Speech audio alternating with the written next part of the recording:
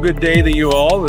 I'm Ned Sutherland with Barnabas Enrichment Ministries, and we're beginning a podcast to help and encourage small church pastors and small churches with God's calling for wherever you are in His economy. So today I'm with John Rogers and Ted Sutherland and Tim Hewitt, and we will be just chatting with you about the question that Ted is going to introduce today. So, Ted? Here's the topic. The size of the congregation doesn't limit God's power. Faithfulness is what matters most. We'll start with our resident expert, John. What are your thoughts? It's always interesting when you say the word faithfulness. What does that mean? There are all kinds of ideas about what that means. Does that mean I get up and I work hard and make sure that I am doing everything I'm supposed to do, and even when I'm tired, drag myself out of bed and do all that? Well, certainly that seems to be a part of it, but what's the real meaning of faithfulness? And I think on all these issues that we face, it's all going to come back to either me or God being in charge. And true faithfulness is tied to God. It's not faithfulness to the job, because anybody can walk around and look like they're a Christian and look like they're doing a job. But the power that comes in that responsibility of ministry comes from God Himself. And so faithfulness has to be tied to God. So that means when I analyze my faithfulness, am I looking at what I do, or am I looking at who supplies me the power and strength to do it? Tim? God didn't call us to build these great edifices or great congregation. He called us to be faithful, to preach the word. And I think sometimes we lose sight of that because we're in a culture that likes to compare notes and measure success in different ways.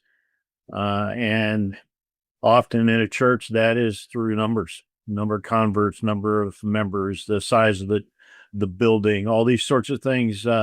In our first conference we did, Ned, I remember we were talking about how that often pastors get together and they say, well, how was your church on Sunday? And did you have a good crowd? Or how big's your church? And you question, okay, so is it 60 by 70? Is it 25? Or is it, I had 110 or I had 12? And I know as a pastor, newly minted, I guess that was kind of a difficult point for me, because coming from a secular background, I wanted to measure myself. And the way I could think of was by looking at those things. And it took a while. Actually, the book that you provided, Ned, was very freeing. The Carl Vader's book on the grasshopper effect was extremely freeing for me to realize, I am where God placed me. I'm here for a reason. And I'm here to minister to these people and to serve Him. So it's been a great realization on my part, if you will, that God isn't demanding I grow numbers, but that I be faithful and preach the gospel, preach Christ and Him crucified. I appreciate that. I remember my expectations were the thing that discouraged me most. Coming out of Bible college, the expectation was that I would build a big church, and it was all about numbers. And in that sense, it becomes pragmatic, whatever it takes to get the numbers. I'd like to tell you a few of the contests we used to do in the first church. Quite corny, but it was part of that, including, if I recall right, I swallowed a goldfish once for some contest that we had. So it was some goofy things, but it all came out of whatever it takes to grow. Then I became took a sabbatical from the ministry and was part of a large mega church. And it was a wonderful ministry. God used it in many ways. As a result of being there, my wife and I were able to get involved in drama, something where it was, we rented out the big Long Center in downtown Lafayette, Indiana, which would seat 1,200 people. And we had 1,200 people a few times for different performances. Well, that's something a small church can't do. So God has different sized churches for different purposes, all of them within the spectrum of what he wants in a church. But when you get the expectation you're going to grow, you can never meet your own expectations. But and it's good to have the tension of, I want to grow, I want to reach people, but at the same time to enjoy the place that God has called us to. And so we have a project at Barnabas that we're working on in talking with pastors and doing podcasts with small church pastors for the purpose of encouraging them to acknowledge who they are. So it's their person, the place that God has called them to. I'm in a little place called Rushville, Indiana, spelled like Russia, but there's no collusion. In fact, there's no Russian connections at all. It's actually, well, we won't go into that, but God has called us here, and it's a town of about 1,300 people. So it's small town, small church, but God's given us a place, ministry in the community. And though we are growing slowly, although at times we're losing, and sometimes the losses are quite quickly, but at the same time, we're accomplishing God's purpose for us here in Rushville. But the expectations were the things that just couldn't live up to. But once I got to the place of understanding God's place for us was Rushville, God's purpose for us was to be community minded. And then in that purpose, we could find God's passion in accomplishing that. So we want to encourage small church pastors to realize God has gifted them for the place that they're in, for God's purpose for them, and therefore grab the passion God has for us to accomplish his work and not be discouraged if part of God's calling is different than that. And I went a little long there. Ted, what are your thoughts?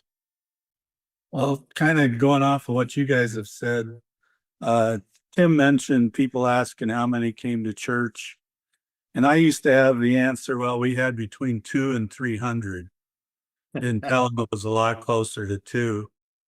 But I had a pastor friend, a young man that had been in my church in Wisconsin, and he was in a small church. And so I asked him, well, how many did you have last Sunday? And I liked his answer. He said, we had those that God brought. And, it's not about our success. It's about what God is doing. And then Ned talked a little bit about expectation. I talked last Sunday at church about Elijah under the juniper tree. He's discouraged. And a couple of reasons why was exhaustion. He got up that day and talked to 450 prophets of Baal and watched them cut themselves. And then he prayed down fire from heaven, which is prayer's work. Then he preached his little sermon about how long halts you between two opinions. And then he had to kill 450 prophets. Then he had to pray 7 times for rain. And then Ahab took off. And so he beats Ahab's chariot 30 miles away to Jezreel. That's probably the world record for a marathon. So he goes down there, and when he saw so there's exhaustion there. And so Ahab tells Jezebel what happened, leaving God out. And this is what Elijah did. And I think that's a big problem we have in America. Yeah. We're so discouraged because we leave God out and think about what the Democrats are doing or the Republicans are doing, and leaving out that all of this is where God's going. Yeah. So he's exhausted. And then there's the expectation. he goes down there, perhaps thinking that when Jezebel hears what God did at Mount Carmel, that Jezebel's going to get saved and there's going to be a great revival. Instead, Jezebel sends one of her servants to say, we're going to, by this time tomorrow, you're going to be dead. And so he runs another 80 miles, a day's journey, and is found under the juniper tree. So he's discouraged. So I think we need to get back to having expectations of not having expectations, just being faithful is what God has done. Mm-hmm. I have a historical example. Tom Rouse talks about it. But a couple centuries ago, there was a humble minister in a little village in Leicestershire, England. Never went to college, didn't have any degrees, just a faithful village minister. But in his congregation was a young cobbler who he gave special attention to and taught him the word of God. Well, that guy turned out to be, he was William Carey, and one of the greatest missionaries of modern times. He had another guy in his church, a boy who he taught faithfully and gave attention to and encouraged. And the kid just had a lot of character, and his name was Robert Hall. Became perhaps the mightiest public orator of his day. And his sermons influenced statesmen. And you think, well, this one village minister didn't do much, but he was a faithful witness to a couple people and gave India William Carey and England Robert Hall. So faithfulness is important. Very good. Yeah. Tim, what gave you heart for this ministry? Oh, what year was that? That was back in 2007.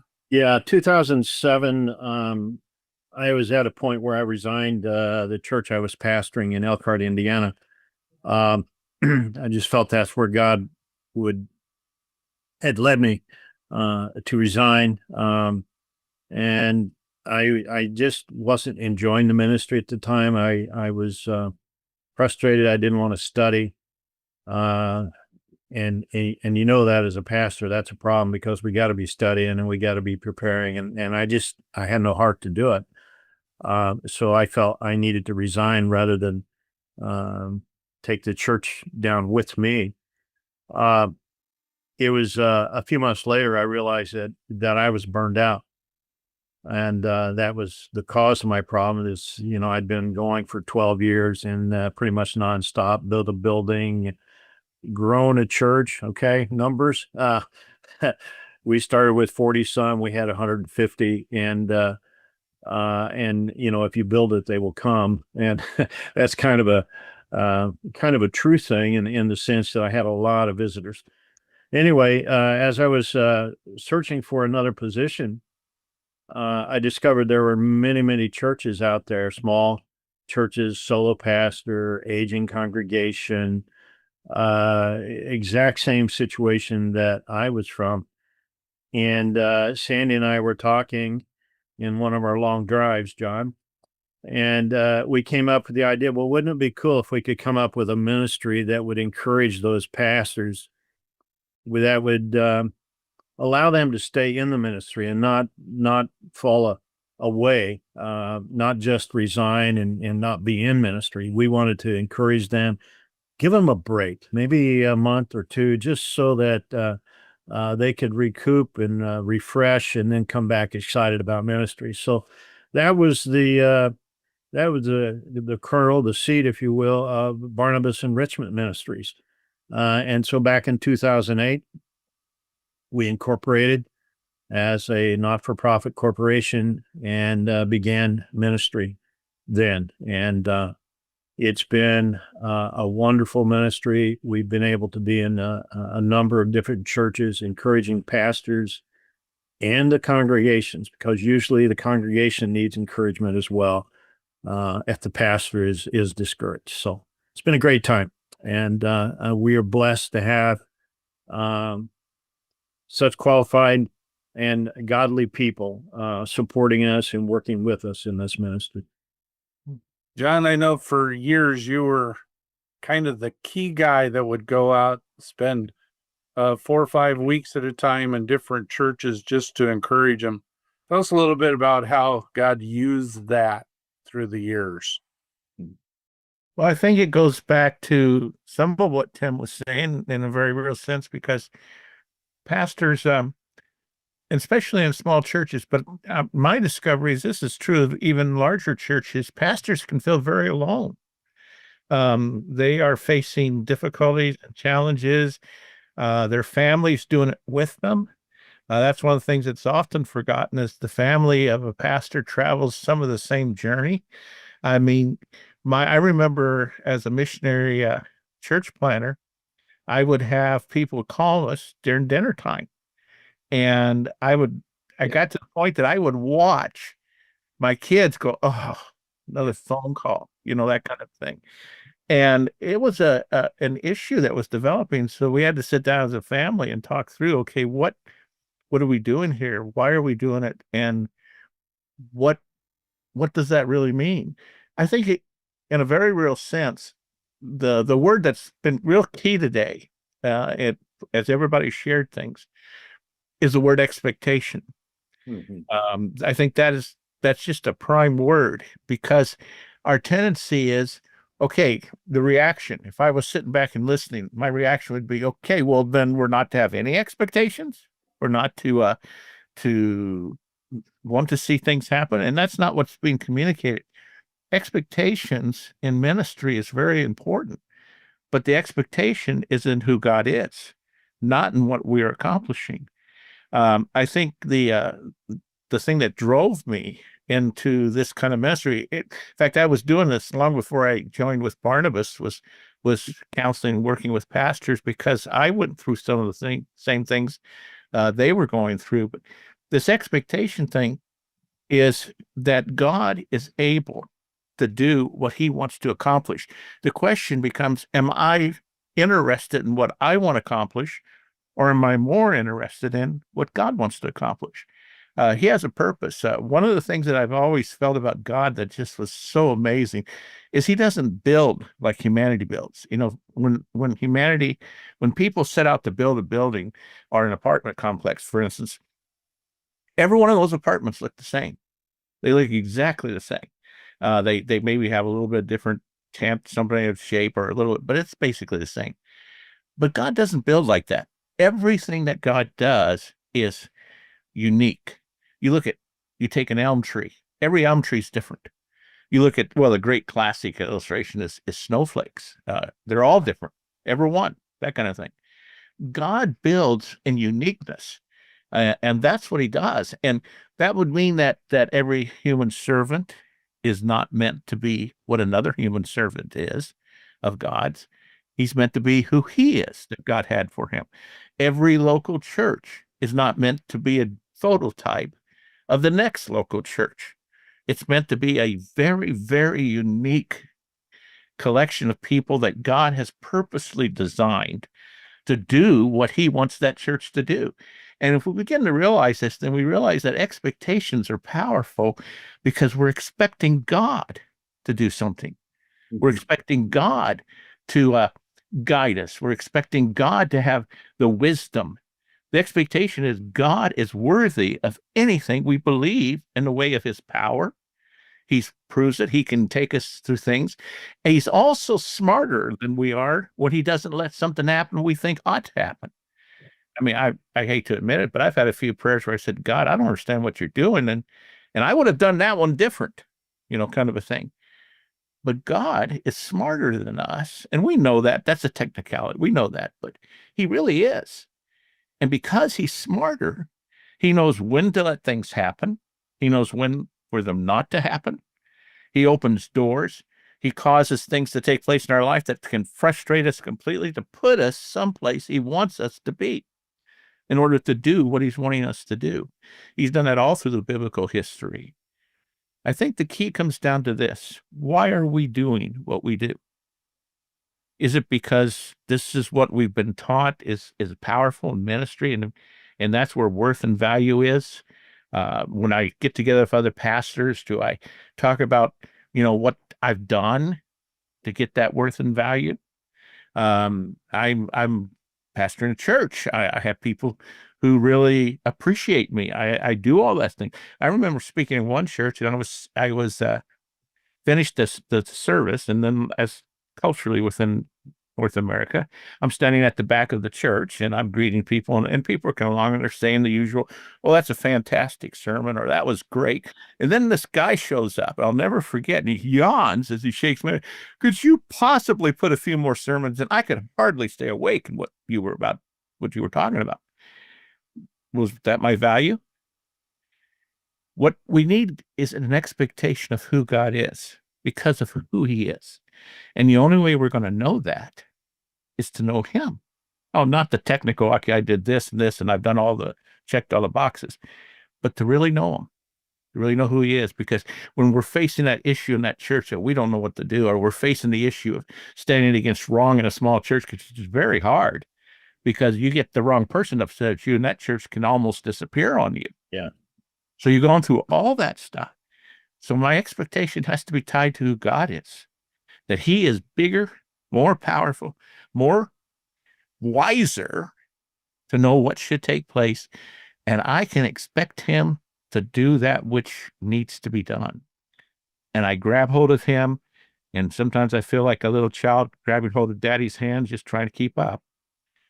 But God is the one that takes our church. He's built it to be what it is, and he's built it to do what he wants it to do.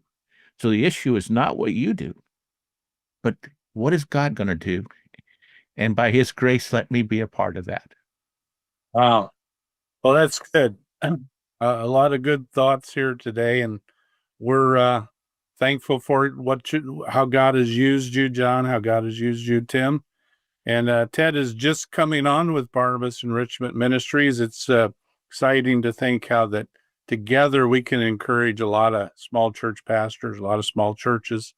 Amen. That God has a place and a purpose, and they can have passion for what God is doing. Well, thank you all, and we'll see you again next time on our podcast.